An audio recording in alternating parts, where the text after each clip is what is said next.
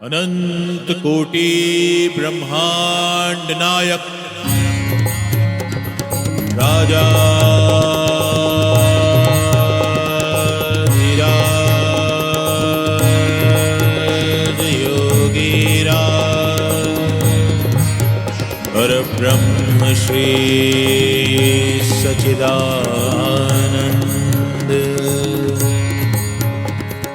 सद्गुरु श्री साईनाथ महाराज।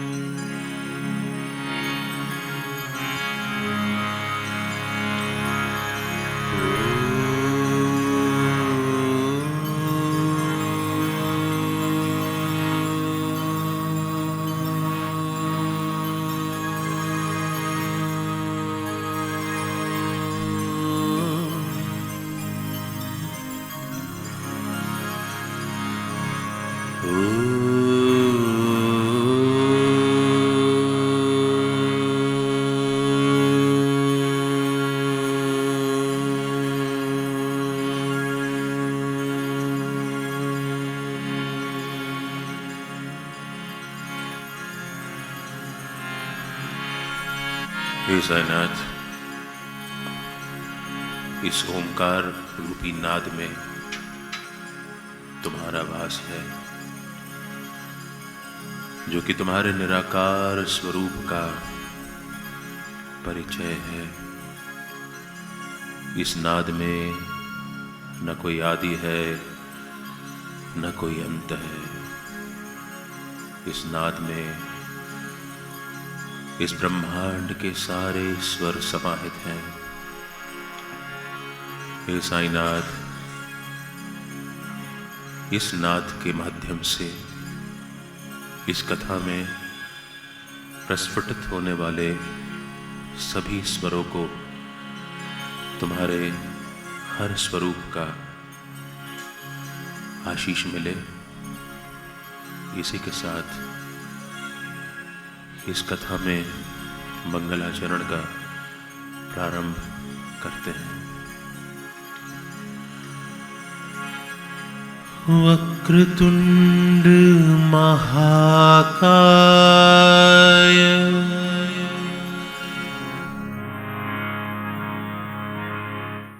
सूर्यकोटि समप्रभ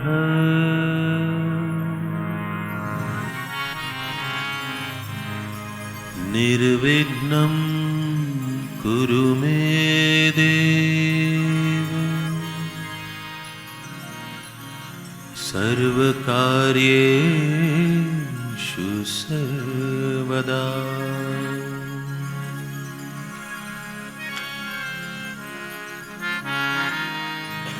गजाननं भूतगणादिसेवितम्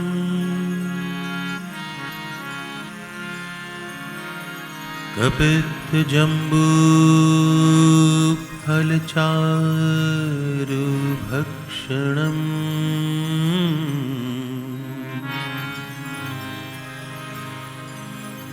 उमासुतं शोकविनाशनम् विघ्नविनाशकारम्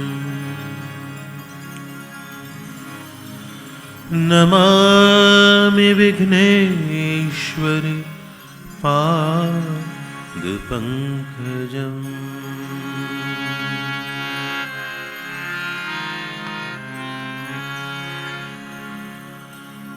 या देवी सर्वभूतेषु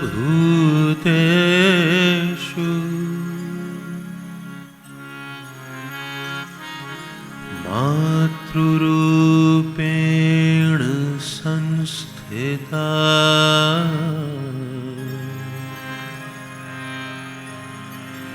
नमस्तस्यै नमस्तस्यै नमस्तस्यै नमो नमः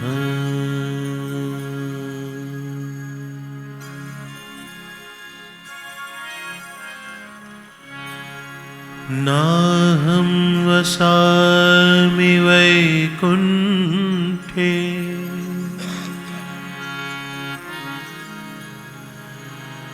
योगिनां हृदये न च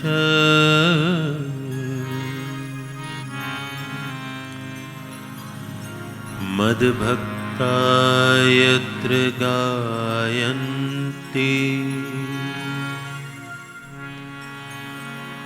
तत्र तिष्ठामि नारद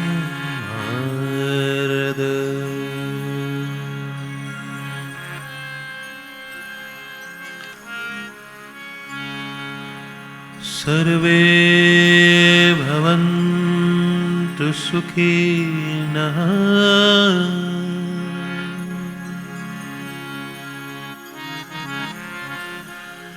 सर्वे सन्तु निरामया सर्वे भद्राणि पश्यन्तु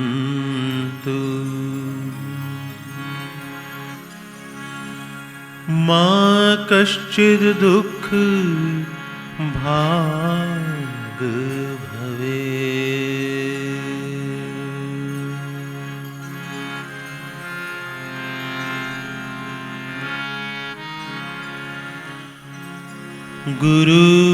गुरुर्ब्रह्मा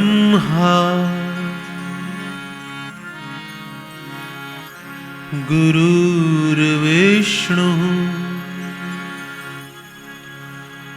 गुरुर्देवो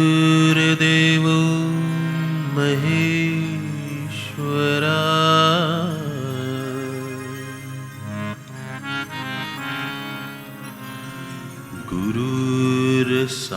गुरुर्साक्षात् परब्रह्म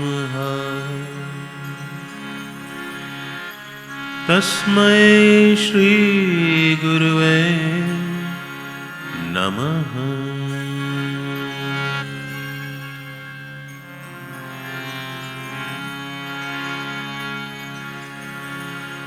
त्वमेव माताश्च पिता त्वमेव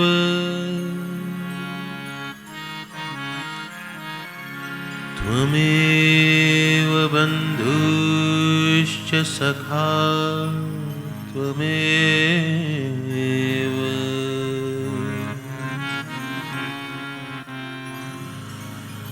त्वमेव विद्यां द्रविणं त्वमेव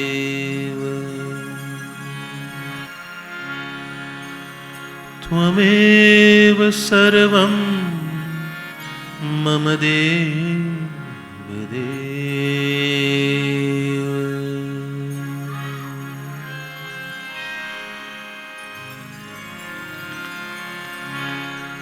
मेरा मुझ में कुछ नहीं,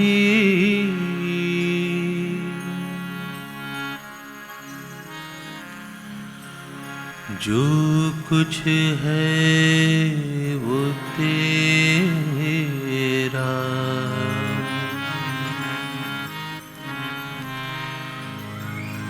तेरा तुझको सौंपते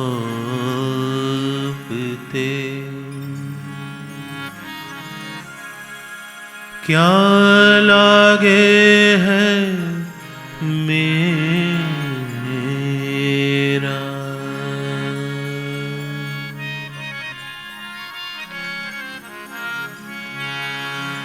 मेरे साईं तुमसे बीनती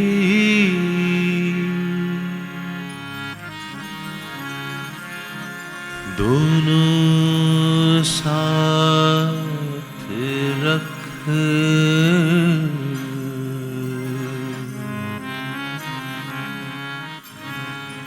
प्राण रखे तो लाज रख।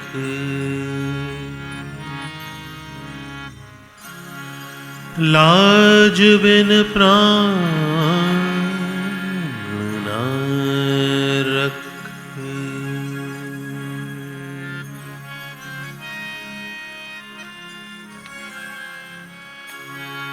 बदलते देखा है उन लकीरों को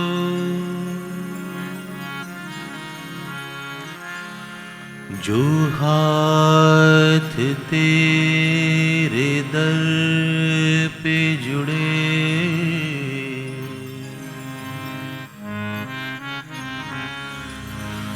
संवरते देखा है उन तकदीरों को जो सर तेरे दर पे झुके। जय जया जी साईनाथ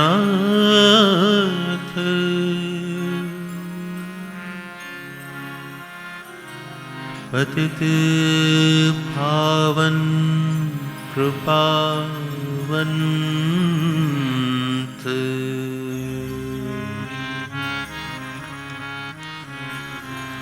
तुझा पदी ठेवितो माथा आता भय वसुदेव।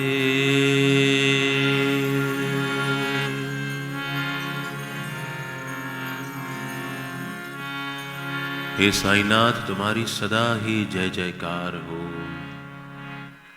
तुम पतित पावन कृपावंत हो।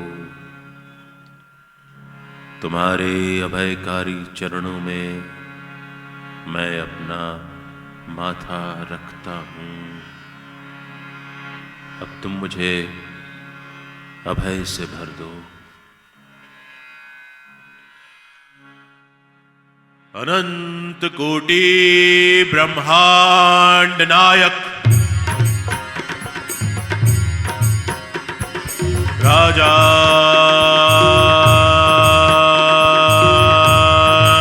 धीराज योगीराज परब्रह्म श्री सच्चिदानंद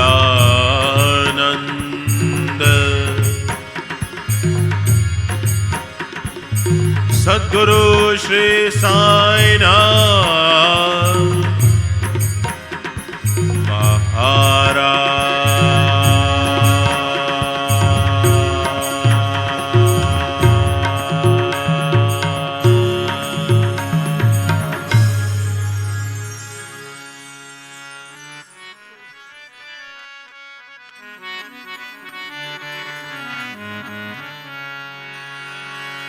साईं बाबा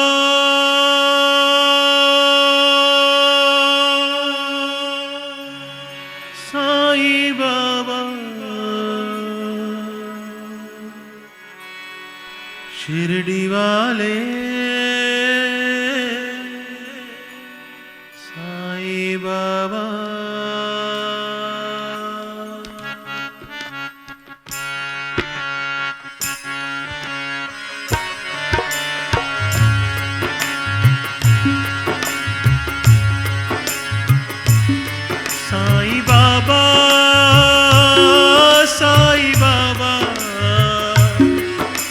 के दाता साईं बाबा। साईं बाबा, साईं बाबा, सबके दाता साईं बाबा। शिरडी साईनाथ का धाम, शिरडी साईनाथ का धाम। इस पावन धरती पर मेरा साईं करे विश्राम। शिरडी साईनाथ का धाम, शिरडी साईनाथ का धाम।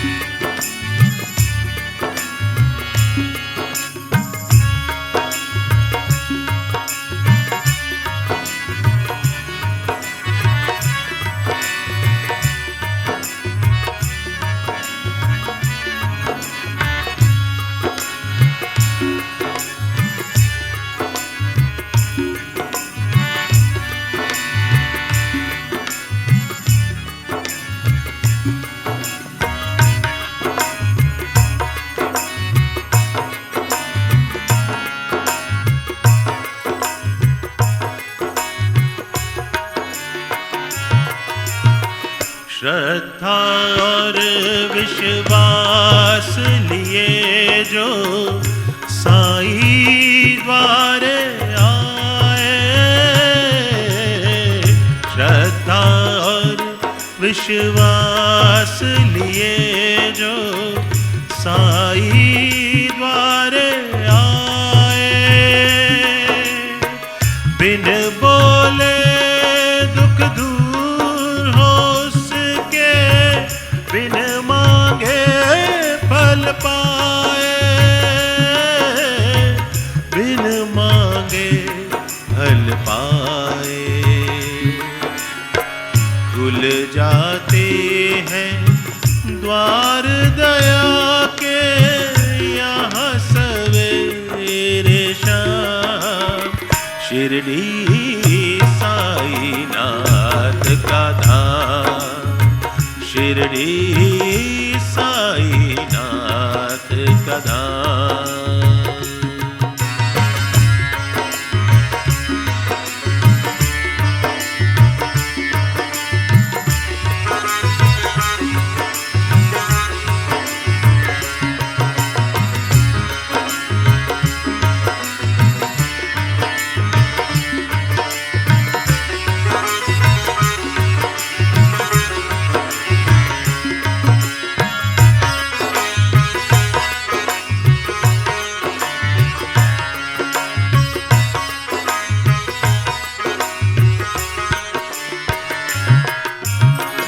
जात पात का भेद न जाने मेरा साईं बाबा। जात पात का भेद न जाने मेरा साईं बाबा। दोनों में एक नूर समाया, क्या काशी क्या काबा, क्या काशी क्या काबा। जो ईश्वर है वही है अल्लाह, दो कोई भी ना। शिरडी साईनाथ का धाम, शिरडी साईनाथ का धाम।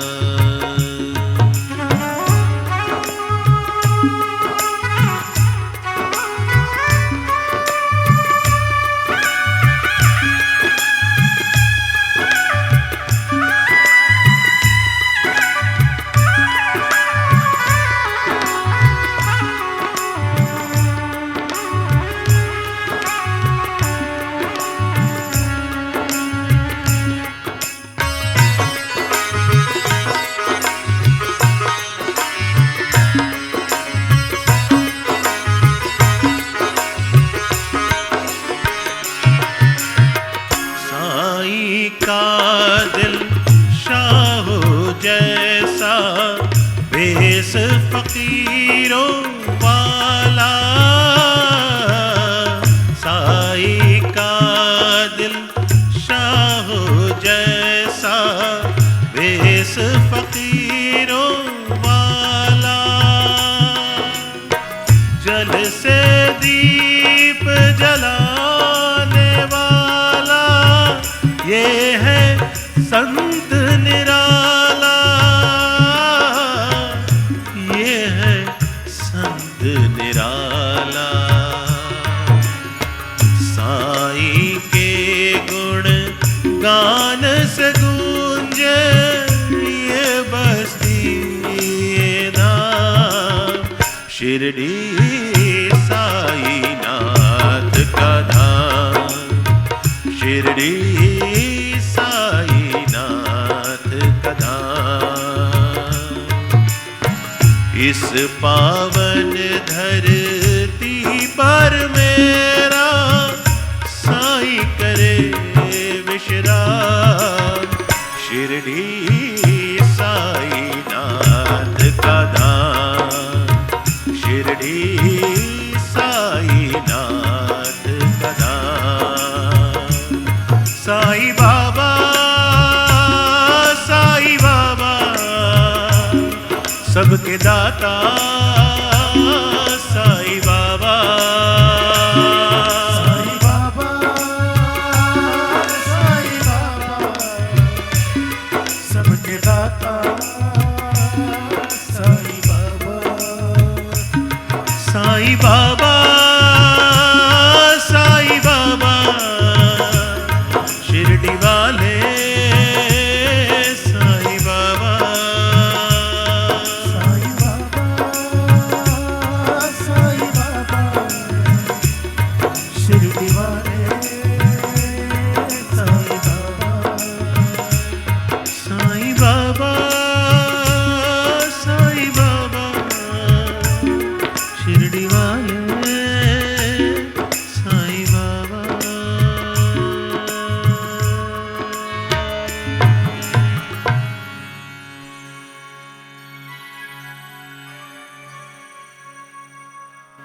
आपके अंदर बैठे साईं को मेरे अंदर बैठे साईं का नमन, आलिंगन, अभिवादन, प्रणाम।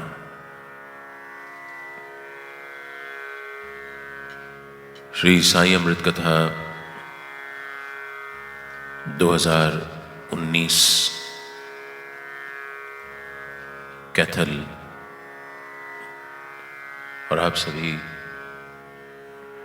साईं के प्रेमी भक्तों का पावन, प्रेम भरा और पवित्र सान्निध्य।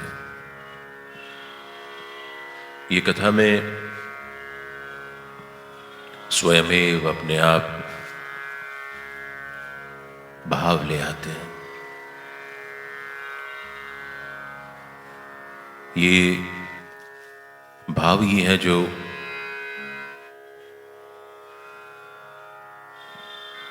हमको हमारे साईं से जोड़ता है। बिना भाव के हम बड़े शुष्क और खुश्क होते हैं। भाव हमको भीना कर देता है, भाव हमको भोला बना देता है और भाव ही हमको प्रवाह देता है। और यही प्रवाह हमें अपने साईं से जोड़ता है ले जा करके। जैसे यहाँ वहाँ अविरल बहती हुई नदियाँ अपना छोर ढूंढने के लिए महासागर में जाके उससे मिल जाती हैं, एक आकार हो जाती हैं, हम भी जीवन भर यूं ही भटकते रहते हैं, अपना काम करते हैं, काम करते करते न जाने कितने टेढ़े मेढ़े रास्ते अपनाने पड़ते हैं, और उन टेढ़े मेढ़े रास्तों से होकर के हमारा भाव हमें अपने साईं तक ले जाकर के मिला देता है। ये भाव ही इस कथा को हर बार यहां खींच लेता है, और ये भाव ही इस कथा को यहां पर संपन्न कराता है। ध्यान दीजिएगा, कथा को संपन्न कराता है, समाप्त नहीं कराता,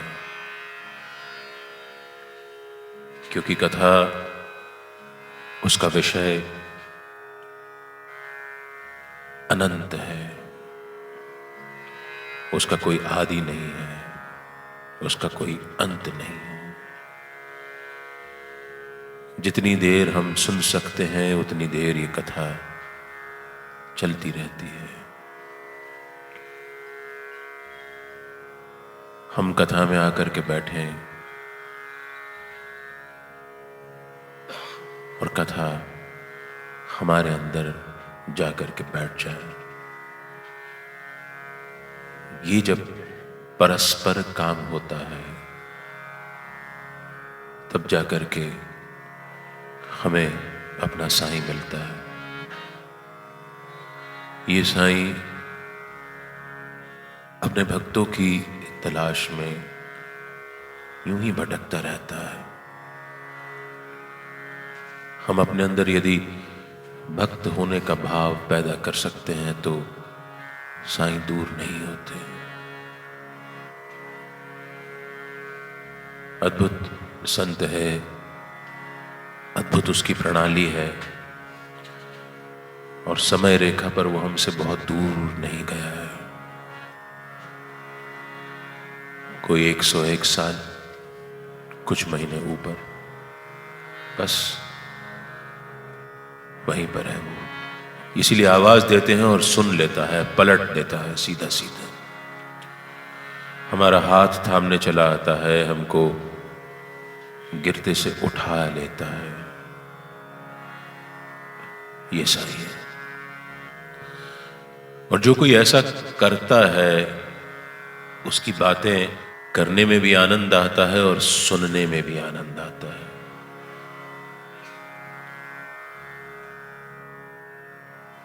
बोलने वाले का और सुनने वाले का भी एक अद्भुत रिश्ता होता है। बोलने वाला क्या बोलता है ये निर्भर रहता है सुनने वाले पर। सुनने वाला जितना सुधी होगा, बोलने वाले के लिए उतनी बड़ी चुनौती हो जाती है कि वो सुनने वाले की आकांक्षाओं पर, अपेक्षाओं पर खरा उतरे। सुनने वाले यदि ध्यान न दें तो बोलने वाला कुछ भी बोल लेता है, कोई फर्क नहीं पड़ता। सुनने वाले की आंखें बोलती हैं और वो बोल सीधे आकर के बोलने वाले के होठों पर आकर के चिपक जाते हैं। इसीलिए हमको लगता है कि ये कथा हमसे बात कर रही है, हमारी समस्याओं का समाधान कर रही है, हमारी परेशानियों का हल हमको दे रही है। यही कारण है, इसके अलावा और कोई कारण नहीं है। आज 22 दिसंबर है, 2019 का सबसे छोटा दिन। आज सूर्योदय सवेरे 7:09 पर हुआ था और सूर्यास्त 5:29 पर। साल का सबसे छोटा दिन, इसका मतलब साल की सबसे लंबी रात। ये रात और दिन का भी बड़ा सुंदर सामंजस्य होता है। रात का अंधेरा डराता है, अकेलापन सालता है। जब बाहर का कोलाहल थम जाता है तो अंदर का शोर सुनाई देना प्रारंभ हो जाता है। ऐसे ऐसे स्वर सुनने को मिलते हैं जो कभी नहीं सुने होते। रात का अंधेरा बहुत डराता है, लेकिन इसीलिए ईश्वर ने कदाचित ऐसी सृष्टि का निर्माण किया है कि अगर साल में सबसे लंबी रात आती है तो साल में सबसे लंबा दिन भी आता है। और जब सबसे लंबी रात आती है तो इसका मतलब यह होता है कि अगले दिन से रात छोटी होना शुरू हो जाती है। आज अगर सबसे लंबी रात है तो कल से ये रात छोटी होना शुरू हो जाएगी और दिन कुछ सेकंड ही सही लेकिन लंबे होना शुरू हो जाएंगे। यही जीवन में साईं के आगमन से होता है। जब जीवन में निराशा का भाव कम होने लगता है और आशा का प्रादुर्भाव बढ़ने लगता है। साईं भी बड़े अद्भुत संकेत देते हैं कथा के माध्यम से। किस दिन, क्यों, कब, किस समय कथा होगी और उसमें क्या सामंजस्य निकलेगा, ये साईं को पता है और किसी को नहीं पता रहता। ये वही जानता है और कोई नहीं जानता। आज सफला एकादशी भी है। कहते हैं इस दिन जो भी कार्य आप हाथ में लेते हैं उस कार्य में आप सफल अवश्य होते हैं। एकादशी यानी हमारी धार्मिक मान्यता के अनुसार सबसे पवित्र दिन। यूं तो एक साल में कोई 24 एकादशियां आती हैं। पौष मास की कृष्ण पक्ष की ये एकादशी जो कि साल की सबसे आखिरी होती है, इसलिए हर लिहाज से बड़ी खास मानी जाती है। और सफला एकादशी के दिन आप बाबा के आगमन के लिए अपने हृदय में पलक पावड़े बिछा करके तैयार हैं, तो आपका ये मनोरथ अवश्य सफल होगा, ऐसी बाबा से हम सब मिलकर के कामना करते हैं।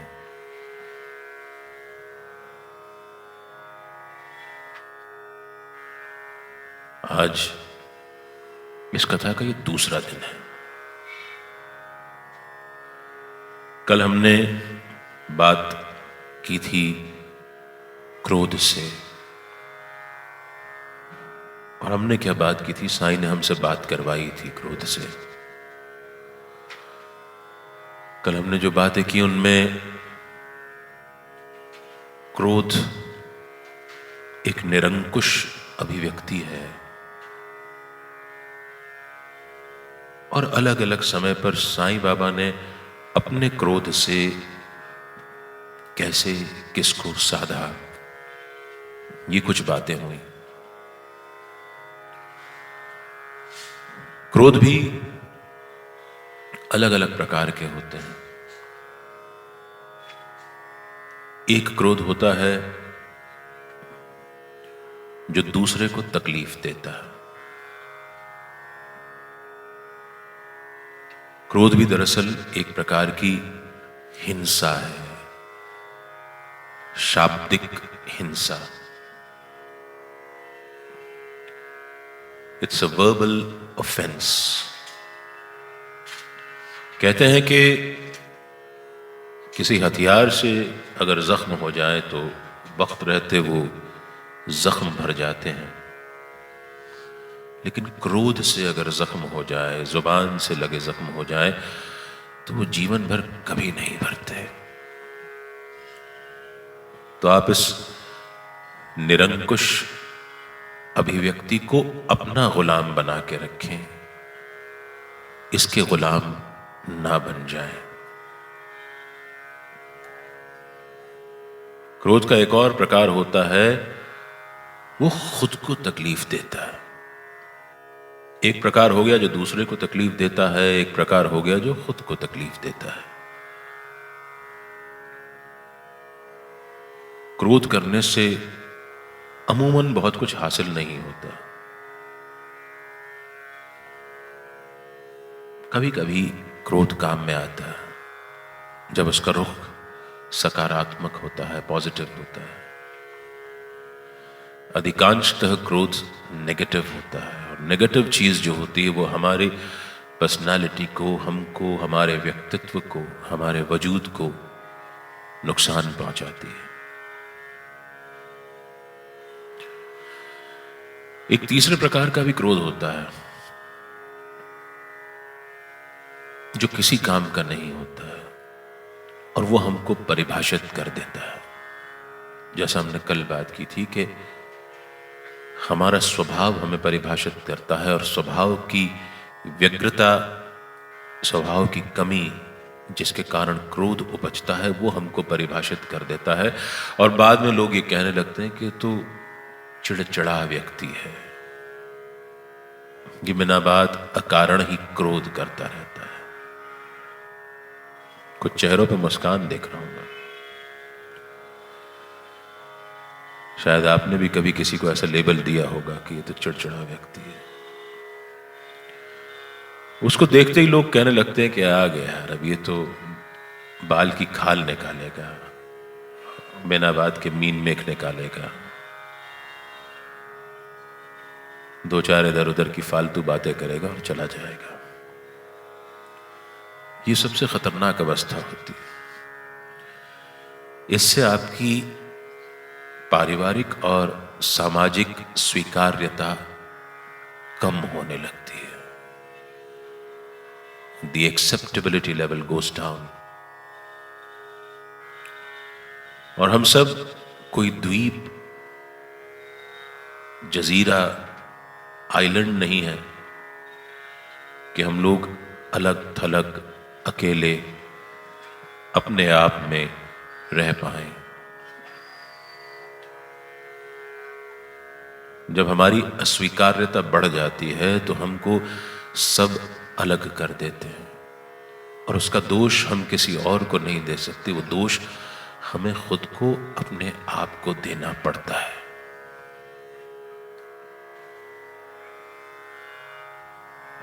कल एक दोपहर में किसी सज्जन के यहाँ भोजन पर आमंत्रित किया गया था, तो वहाँ जो गृह स्वामिनी थी, उनके इसी एक प्रश्न से पूरी कथा का, इस कथा का सर्जन हुआ कि भाई जी आजकल बच्चों में और बड़ों में क्रोध क्यों बढ़ता जा रहा है। अलग अलग कारण होते हैं।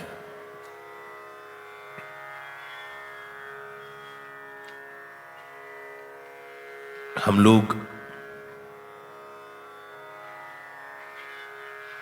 इनको समझ नहीं पाते। सबसे पहला कारण होता है, हम अकारण ही किसी से होड़ में लग जाते हैं।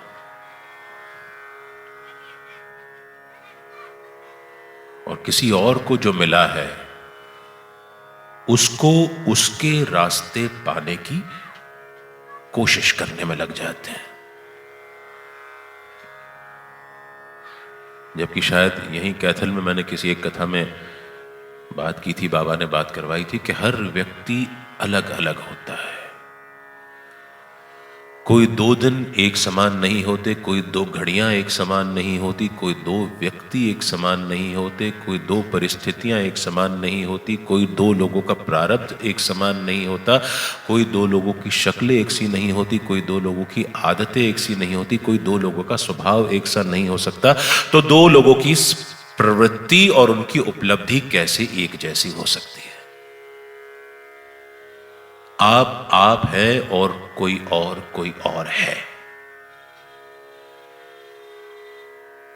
आप क्यों किसी को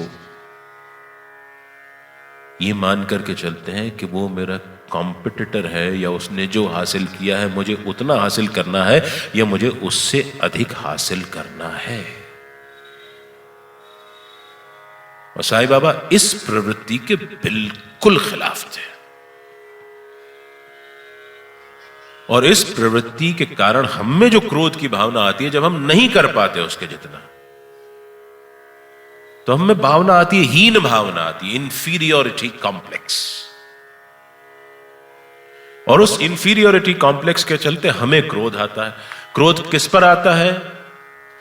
अपने आप पर, अपनी परिस्थितियों पर, और फिर हम भाग्य को दोष देते हैं, भगवान को दोष देते हैं। बड़ा अद्भुत स्वभाव हो जाता है हमारा। बी देव, जिन्होंने सच्चरित्र, श्री साई सच्चरित्र ठीक से पढ़ा होगा, उन्होंने इन सज्जन का नाम इस सच्चरित्र में कोई 10 से ज्यादा बार पढ़ा होगा। जब श्री दाभोलकर साहब स्वर्ग सिधार गए, इस सच्चरित्र को जितना लिखा था उतना छोड़ करके 52 अध्याय लिख करके, तो इसका उपसंहार, कंक्लूजन श्री बीवी देव ने लिखा, 53वां अध्याय। मुंबई से कोई 150 किलोमीटर आगे है दहानू, या जिसका हम सही से उच्चारण करें तो वो है डहाणू। वहां के मामलतदार थे श्री बीवी देव, बंदोबस्त अधिकारी मान लें। उनको काफी अध्ययन कर चुके थे। उनको ये प्रेरणा हुई कि मैं संत ज्ञानेश्वर द्वारा रचित श्रीमद् भागवत महापुराण, जिसको ज्ञानेश्वरी भी कहते हैं, का वाचन करूं और इसका मर्म पा सकूं।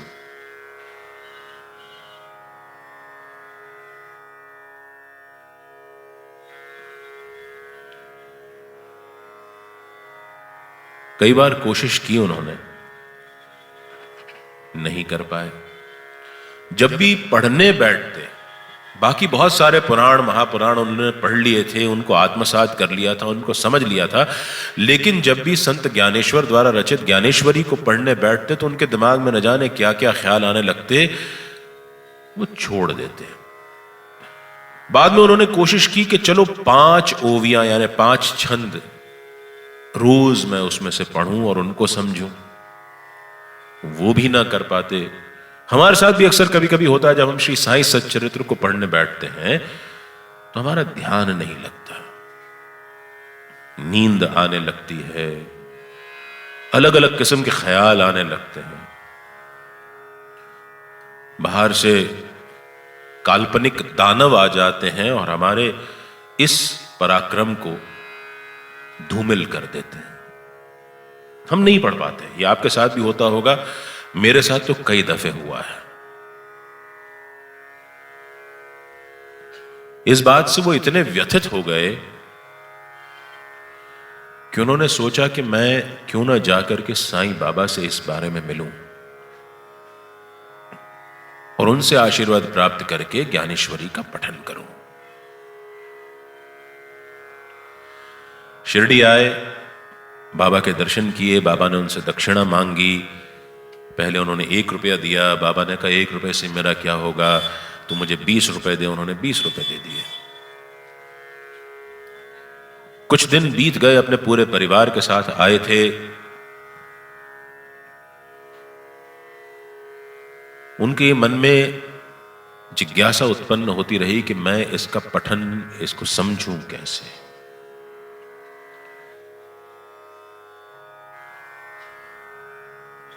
बापू साहब जोग, जो कि बाबा की आरती उतारा करते थे, उन्होंने अपनी समस्या उनके सामने रखी और उनके सामने समस्या रख करके उनसे इसका हल मांगने को कहा। बाबू साहब जोग ने कहा कि ऐसे क्यों नहीं करते कि तुम एक बाजार से एक प्रति खरीद लो ज्ञानेश्वरी की और वो बाबा को भेंट कर दो, बाबा अपना हाथ लगा करके उसको वापस कर देंगे और तुम्हारा काम हो जाएगा। जब उनका हाथ लग जाएगा तो ज्ञानेश्वरी में तुम्हारा ध्यान लगने लगेगा। लेकिन भक्त भी तो बड़े अजीब होते हैं, ये तो बड़ा शॉर्टकट सा था। तो बोले ये शॉर्टकट मुझे नहीं अपनाना। भक्ति में युक्ति का कोई काम नहीं होता। भक्ति इधर का विषय है, भक्ति यहां का विषय नहीं है। तो उन्होंने कहा कि नहीं, मुझे ये चीज नहीं चाहिए। मैं तो चाहता हूं कि अगर मेरा साईं ये चाहता है कि मैं इस ग्रंथ को समझ सकूं तो वो सामने से कहे कि तू ज्ञानेश्वरी पढ़ना शुरू कर। इसे मैं उनका आशीर्वाद मानूंगा और तब पढ़ना शुरू करूंगा।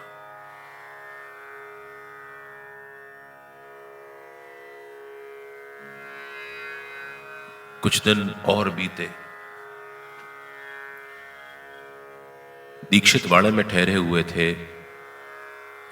वहां पे बालक राम नाम का एक व्यक्ति था जिस पर बाबा की बड़ी असीम अनुकंपा थी।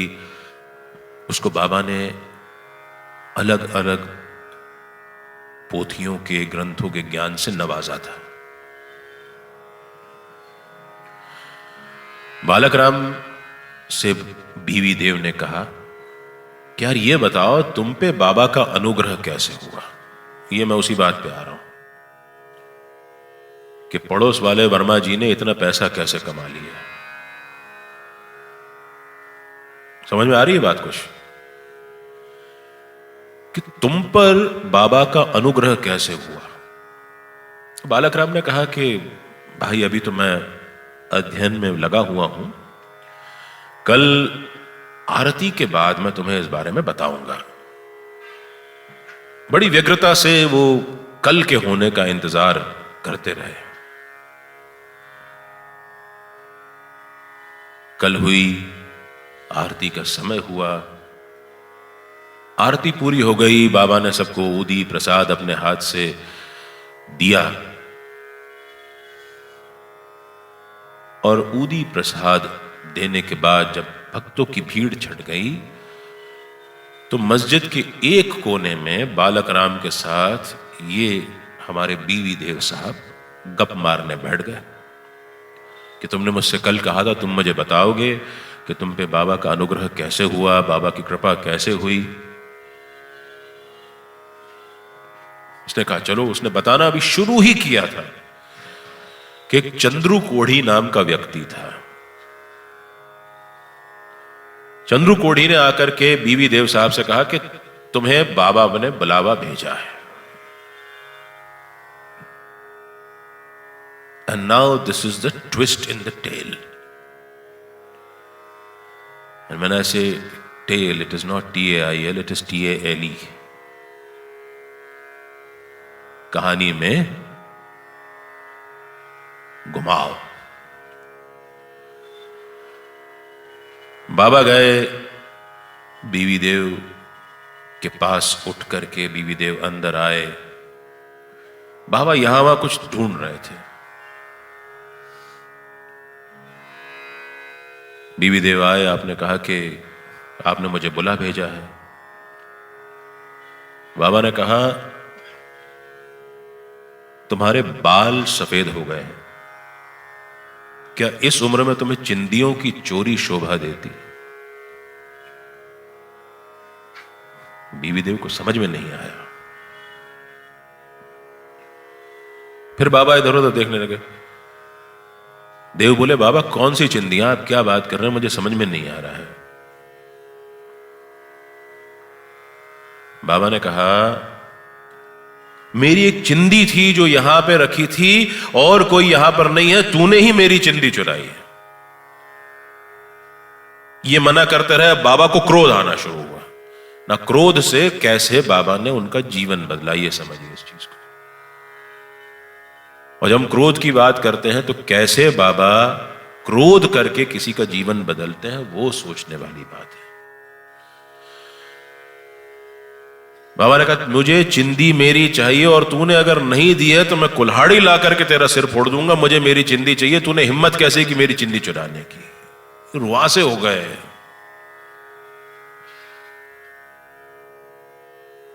उठ करके बाबा ने कहा, चल तू जा यहां से, भाग, नहीं चाहिए तो मुझे यहां पे। गए।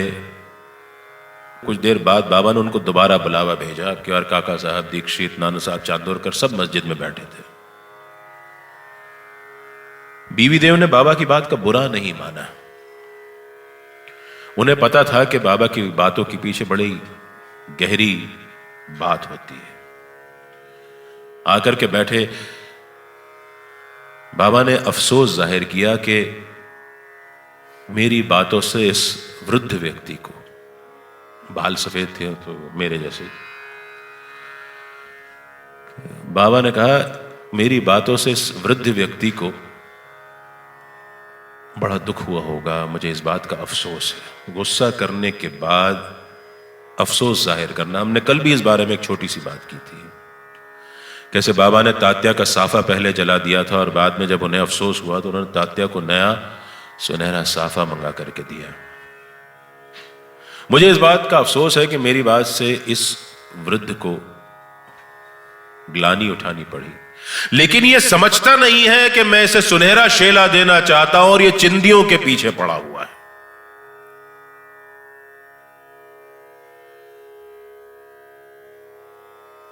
तू पढ़ता क्यों नहीं है कुछ? जाके ज्ञानेश्वरी का पठन शुरू कर दे। उनकी इच्छा थी बीवी देव की कि बाबा के मुख से निकले अनुमति, और बाबा ने उनको इस रास्ते से गुजार करके उनके मन की मुराद पूरी की। साईं हमें सब देता है। सवाल यह है कि क्या हम साईं की परीक्षाओं से गुजरने को तैयार हैं? क्या हम किसी बालक राम के साथ अपना कंपटीशन तो नहीं कर रहे? क्या किसी और से टिप्स तो नहीं ले रहे हैं? क्या हम किसी और को अकारण हमारे और साईं के बीच ला तो नहीं रहे? यह सुनना था कि बीवी देव की आंखों से आंसू टप टप टप टप बहने लगे। उन्हें अनुमति मिल गई थी। और देखिए बाबा किसी को उसके वाजिब अंत तक कैसे पहुंचाते हैं। ये कथा यहीं पर समाप्त नहीं हो जाती, ये जो किस्सा यहीं पर खत्म नहीं होता। इस घटना के कोई 1 साल बाद बीवी देव अपने संस्मरण में लिखते हैं कि 2 अप्रैल 1914 के दिन सवेरे सवेरे उनको स्वप्न हुआ जिसमें बाबा उनके पास आए और बाबा उनसे पूछते हैं, क्यों तूने पोथी पढ़ना शुरू की कि नहीं की? उन्होंने कहा, हाँ बाबा मैंने पढ़ना शुरू किया। सपने की बात हो रही है।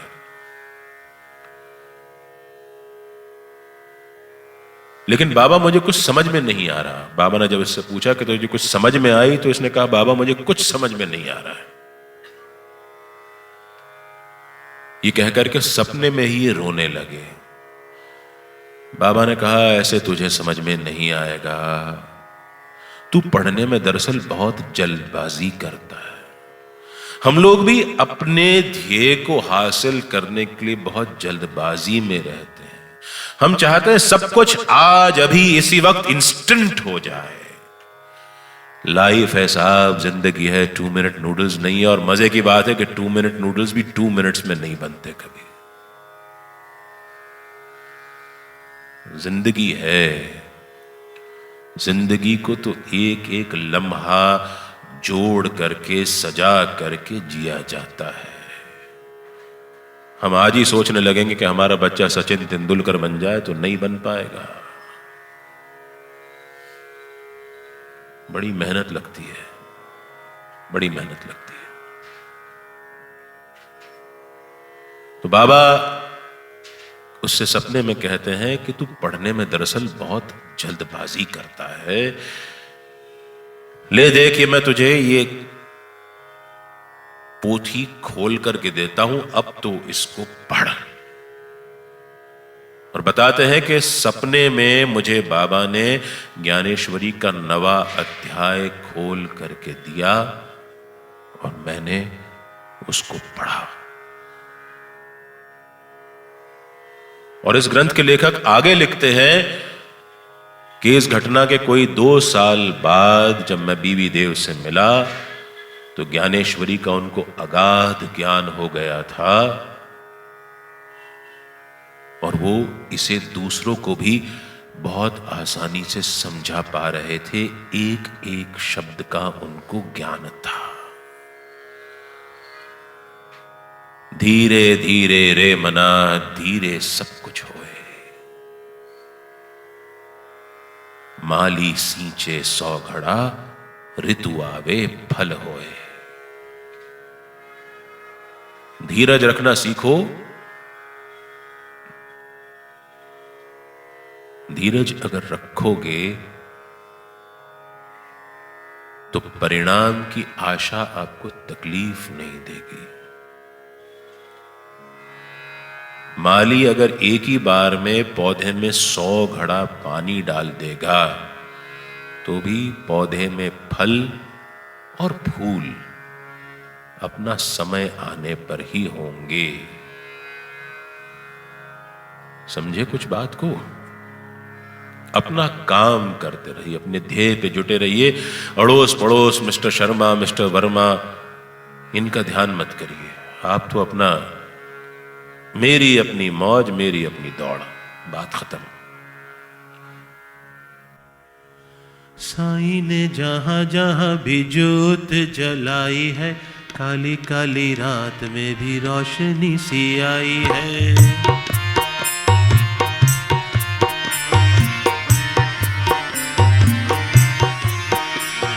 साईं ने जहां जहां भी ज्योत जलाई है, काली काली रात में भी रोशनी सी आई है। अखियों को खोल जरा ज्ञान के उजाले में, रख विश्वास पूरा जग रखवाले में। अखियों को खोल जरा ज्ञान के उजाले में, रख विश्वास पूरा जग रखवाले में। साईं रखवाला तेरा, साईं ही सच्चाई है, साईं धन ही तो तेरी असली कमाई है। साईं ने जहां जहां भी ज्योत जलाई है, काली काली रात में भी रोशनी सी आई है।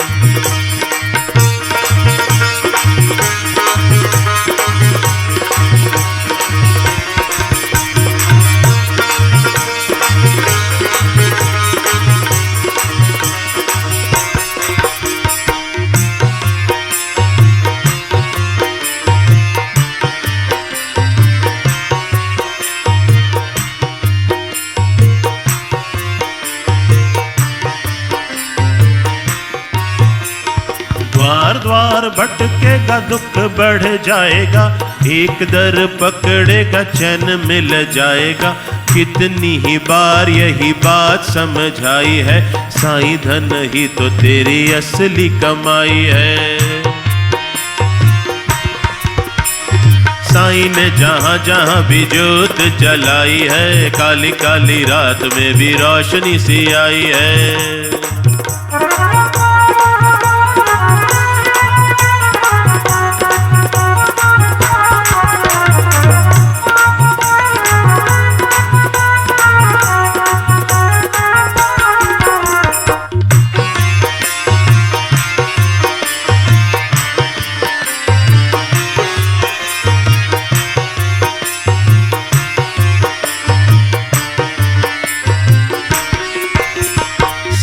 संग जोड़ अपनी जिंदगी सवार ले, कितना सच्चा सौदा है ये प्यार दे के प्यार ले।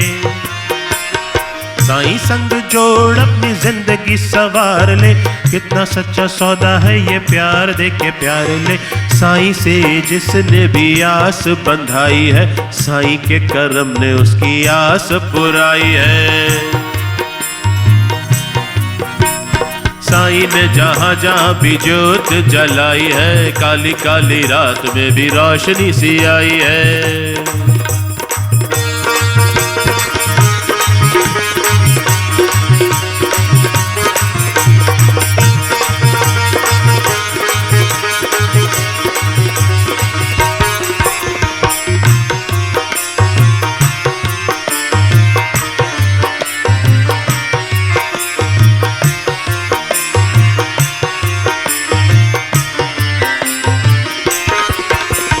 भक्ति के बंधनों को बांध पक्की डोर से, आंधियां चलेंगी इस सफर में बड़े जोर से।